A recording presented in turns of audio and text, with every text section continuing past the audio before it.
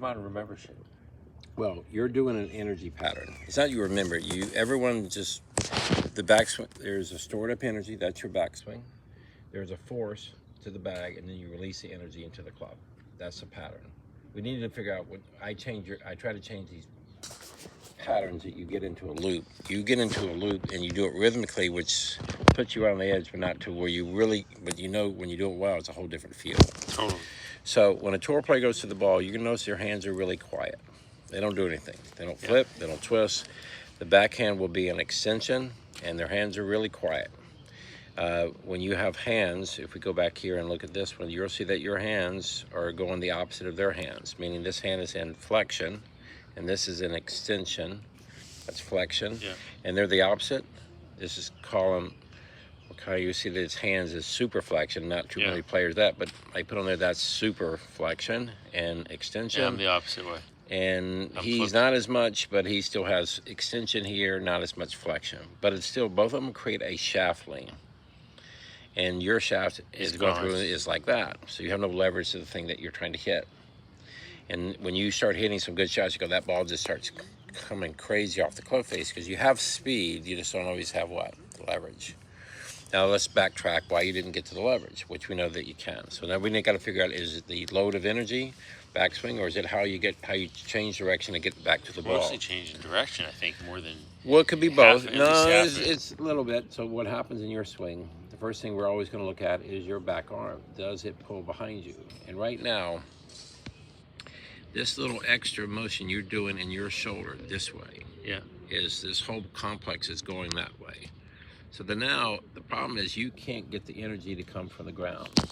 So if I go over here and move this ahead. Now, on this side, in this drill that we do, you see, I'm playing leverage to this bag and Roy's playing leverage to the ball, and we look like we're doing the same thing. It's leverage. That power is coming from our lower half, the elbows close. That drill is when we're hitting the bag. Now, if I go to Jon Rahm, doesn't look anything like Roy's swing, but at impact, they look what? The same. It's still leverage. Now, whether you're hitting a chip, a pitch, a half swing, three-quarter swing, or whatever backswing you have to load up energies. They have two different ways to load energy, those two guys. You're going to see his arm is not stuck behind him. He's actually stretching there. That's where he gets, people think he has a short swing. He has a stretching swing. And if we go back to Roy, he has his arms, you'll see his back shoulder doesn't pull away, yours does. And when you pull away, you'll see this hip. This knee kind of goes forward for balance. This hip goes this way, but you have no leverage to the ground right now.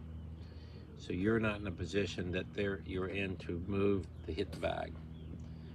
And see that bag, now here, once this happens, your shoulder, the thing first has to go for yours is your shoulders are gonna go and spin. So if they go back and forth, see how the shoulders getting energy, right?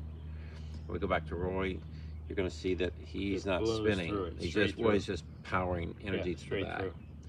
So when we work to the bag or the drill, I'm trying to get you compact here and hammer here. Now after that part, you're gonna see their back arm and shoulder. We'll go to here. So here's the bag drill from the side view. They're still applying leverage to the bag the same way. See, we're still applying leverage. See how their back shoulder is in line. Your shoulder is out of alignment, so now your hands have to flip. So you can't get leverage to that ball. So you flip and you're timing. Now you do the good in the slingshot part or the release part, but you don't get the same power. So we have to do in these first swings, we have to do what? We have to get to that feeling, what we worked in. Because that one time it clicked, and it took almost the whole lesson at the end, and it clicked, and you go, then you started repeating that new pattern. If you're out of whack, you have to have a way to kind of find this power. The problem is I'm taking things away that you think is power.